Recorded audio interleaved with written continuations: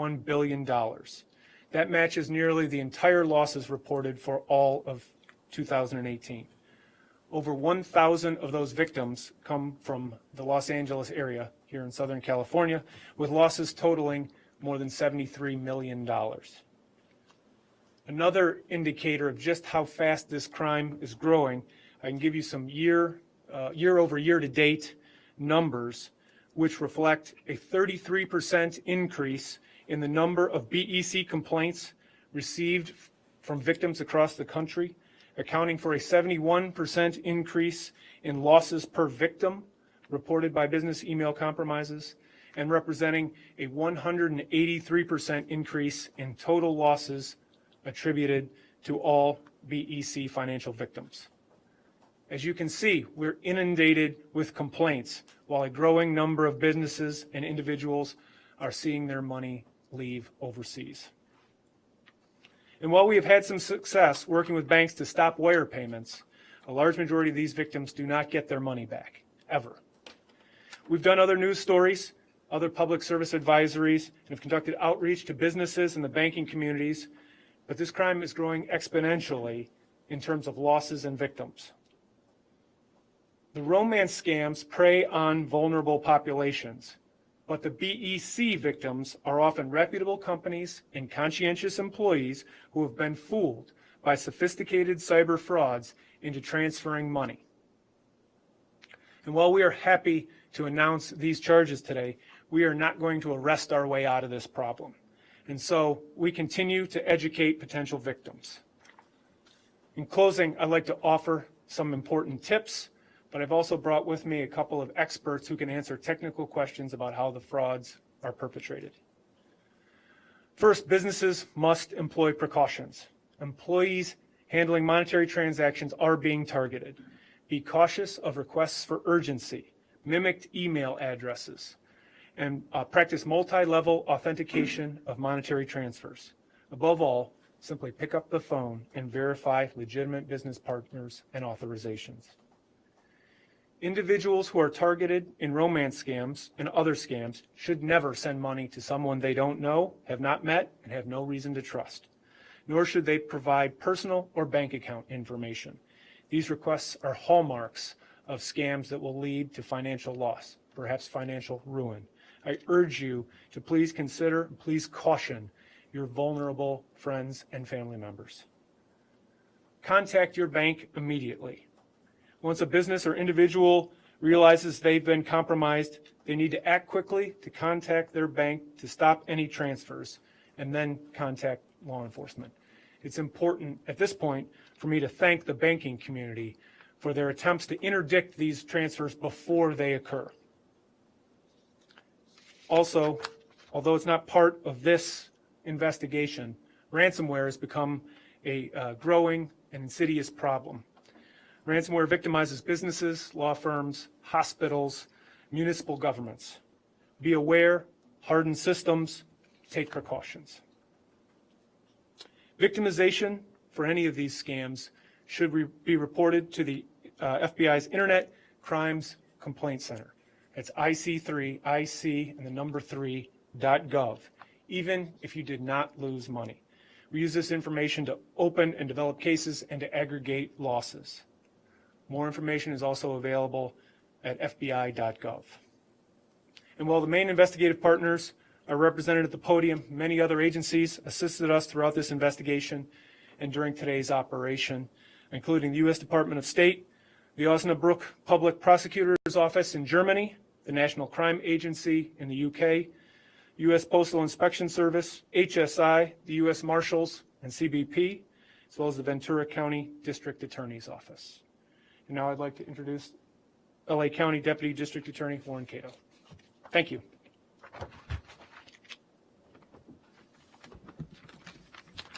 Thank you, Director Delacourt.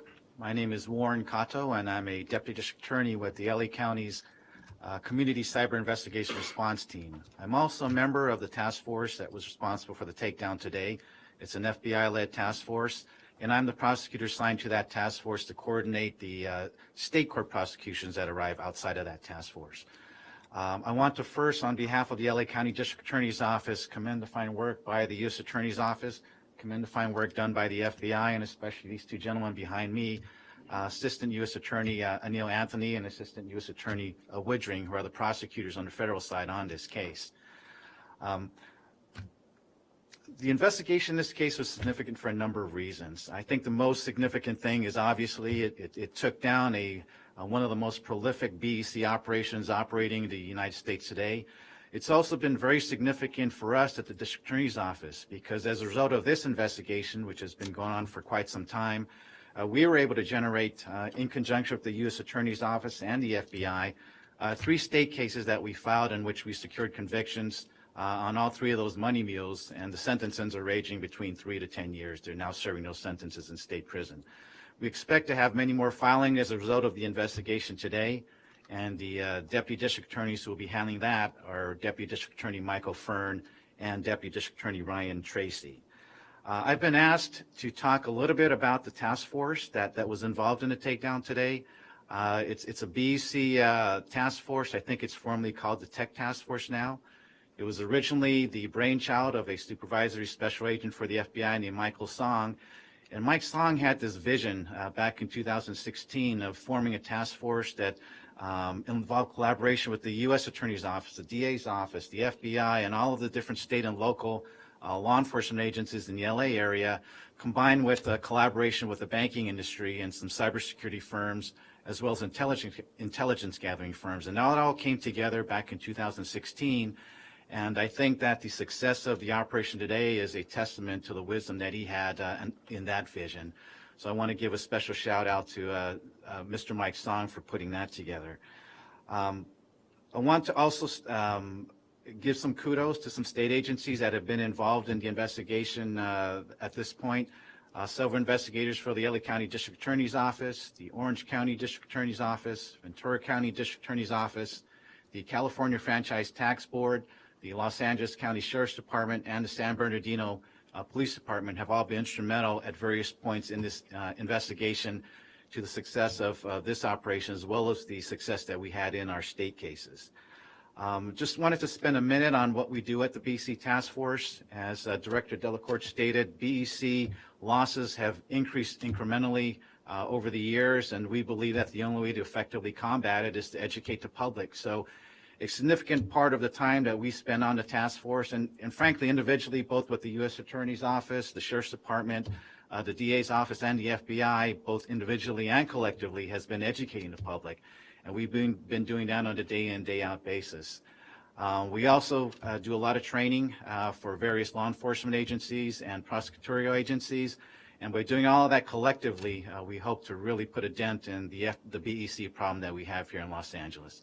So I just want to close once again, congratulate the U.S. Attorney's Office, the FBI on the success of this operation, and just reaffirm the commitment of the LA County District Attorney's Office in working with all of you guys to continue to fight BEC and bring justice for our victims.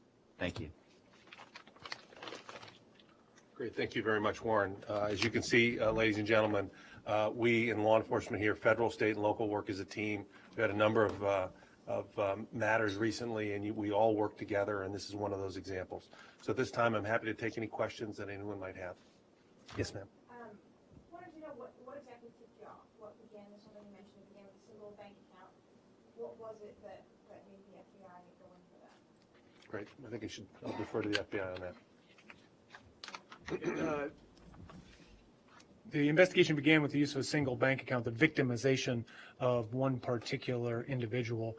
And when that came to our attention, we began to develop the investigation, which turned out to make this a very extensive criminal conspiracy case, which involved a variety of frauds. But it began from a single victim.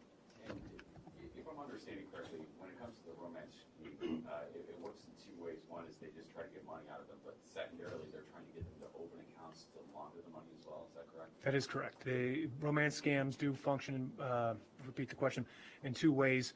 Trying to get the victim to transfer money to established accounts or to open accounts or create businesses on behalf of the cyber criminals.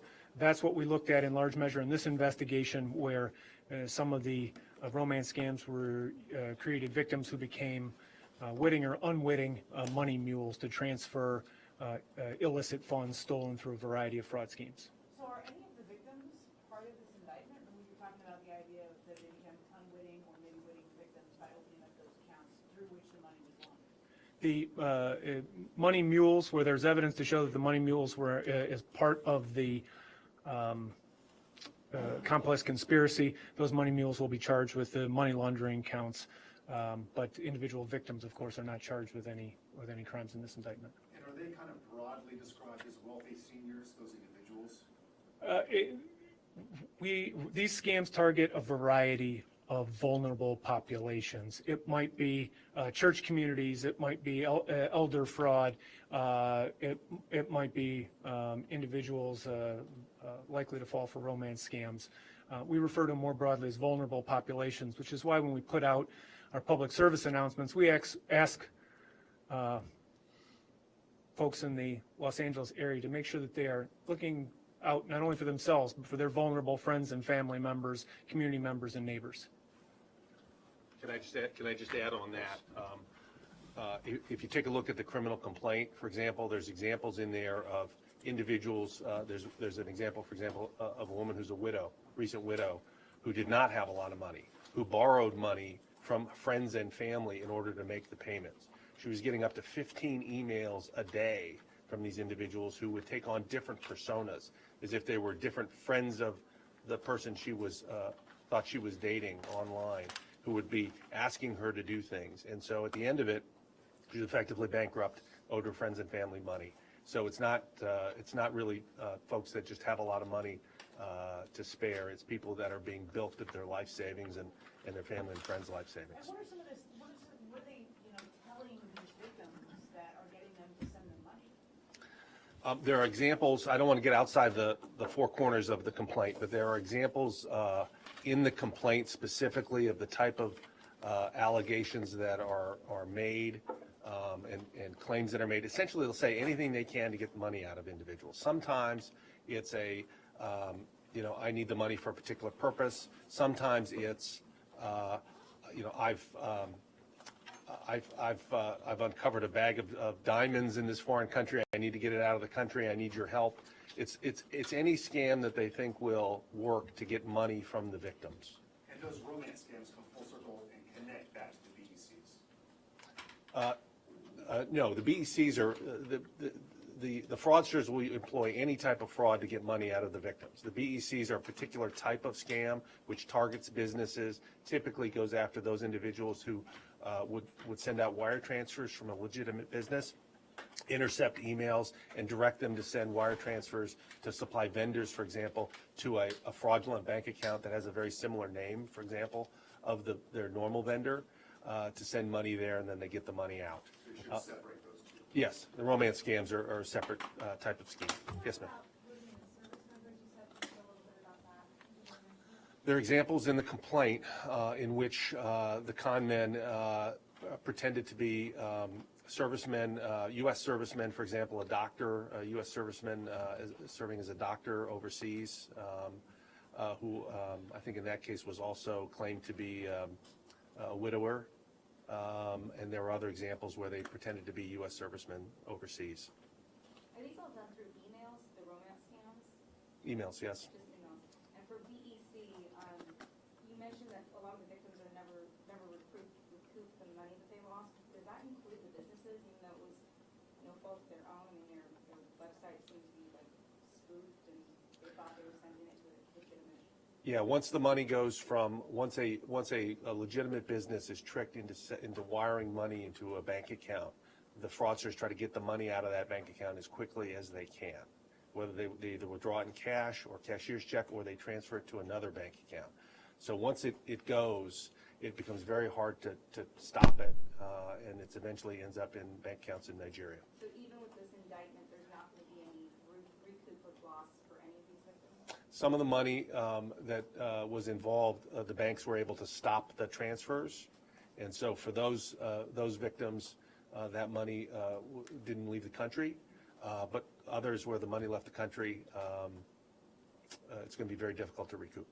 And so the vast majority of these scams with the BEC type I'm not sure about half, about half.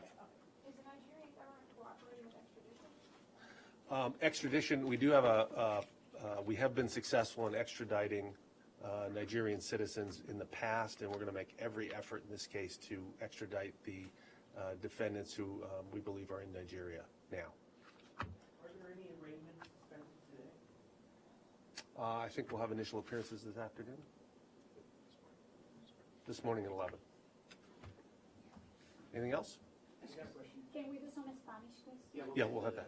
What have you been able to trace work they're doing on the back end with these large sums of money? Are they funding militias or, terrorist activity or anything like that? What's going on in these large sums of money at the back end? Yeah, I can't speak to anything outside the current indictment and the criminal complaint. Sorry. Okay. All right, let's wrap up this phase and we'll, is Telemundo ready? Yes. Yeah, okay, so we'll do the Spanish language part.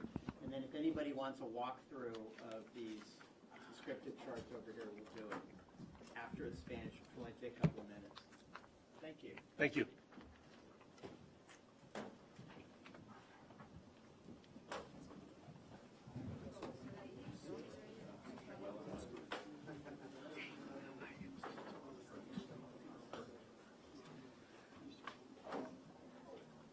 Agent Luna, Sir, front and center, sir. you wanna move it?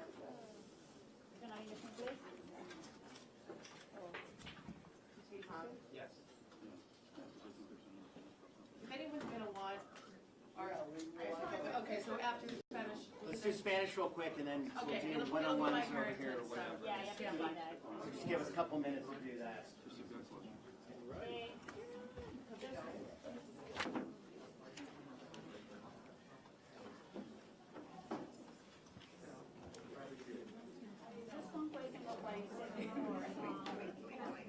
Just for me or him? For you. Yeah. The statistics of the billions of dollars of the fraud was You never gave me those pictures. You never gave me those pictures. Roughly the past 3 You years. take them, but then you never give them. The I have statistic, 14,000. The first month off of the 26,000. let's have the FBI talk about that. I'm not sure where that number came from. All right, so let's have a little quiet in here so we can do the Spanish language. So Special Agent Miguel Luna has a brief statement, take a couple questions, and then anybody that wants over here. Cuando estén listos. Okay. Muy buenos días, mi nombre es Miguel Luna, yo soy un agente especial del FBI aquí en Los Ángeles. El FBI quisiera anunciar el arresto de 14 individuos, 11 locales, en relación de 252 artículos de acusaciones que fueron hechas aquí en Los Ángeles. Esas acusaciones cargan a estos individuos con diferentes cargos relacionados a fraude bancario y lavado de dinero relacionado con cargos de cybercrime. ¿De dónde son estos víctimas, estos sospechosos? La mayoría de estos sospechosos